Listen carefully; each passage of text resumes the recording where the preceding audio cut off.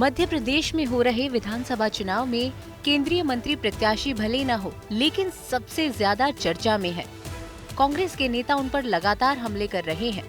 सिंधिया पर गद्दारी के आरोप से लेकर उनके महल को चौपाटी बना देने की बात हो रही है।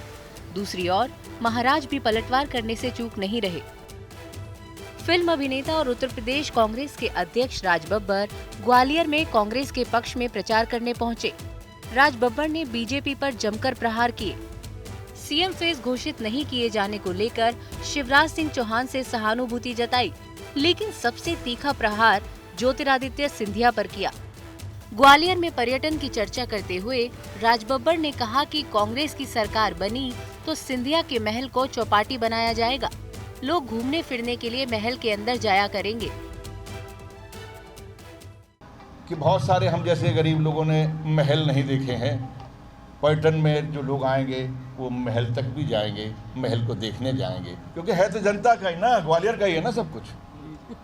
तो ग्वालियर की जनता जब चाहेगी तो पर्यटन के लिए वहाँ भी जाया करेगी और वहाँ पे जाके बाकायदा मज़े के साथ में वहाँ पर चाट खाएगी, फिर वहीं पे दोने फेंक के आएगी। ये सब होने वाला है, क्योंकि जब जनता तय कर लेती है तो अच्छी तरह से तय करती है, क्योंकि बहुत फिकाई करी है, अब लोग करेंगे। सिंधिया पर कांग्रेस के प्रहार यहीं नहीं रुके।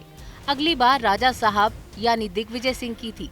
दिग्विजय ने सिंधिया को उनका इतिहास याद दिलाते हुए कहा कि ज्योतिरादित्य के पिता यानी बड़े महाराज को कांग्रेस ने सांसद और मंत्री बनाया था।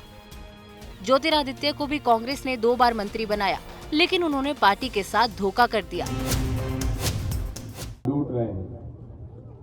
मुझे उम्मीद नहीं थी कि इतने बड़े सिंधिया घराना का ये महाराजा इस तरह से कांग्रेस पार्टी के साथ धोखा करेंगे। कांग्रेस पार्टी ने उन्हें क्या नहीं दिया? बड़े महाराज को यहां से सांसद बनाया, इंदिरा जी ने, राजीव जी ने उनको मंत्री बनाया, सम्मान के साथ रखा।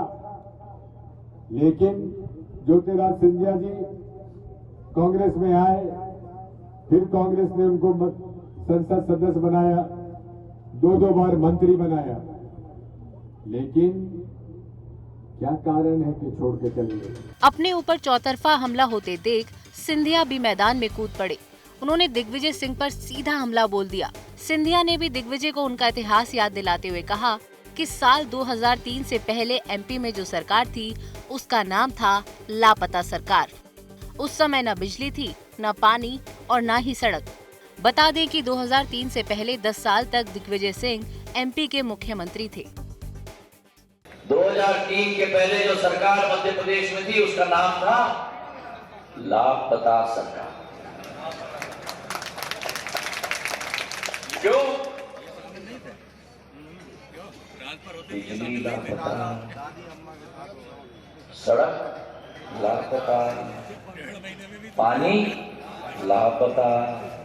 राजा साहब और महाराज के बीच सियासी अदावत नई नहीं है, लेकिन अभी मामला ग्वालियर चंबल की 34 सीटों का है। 2018 के चुनाव में इनमें से 26 सीटें कांग्रेस ने जीती थी। तब सिंधिया कांग्रेस में थे, लेकिन वर्ष 2020 की शुरुआत में वो बीजेपी में चले गए।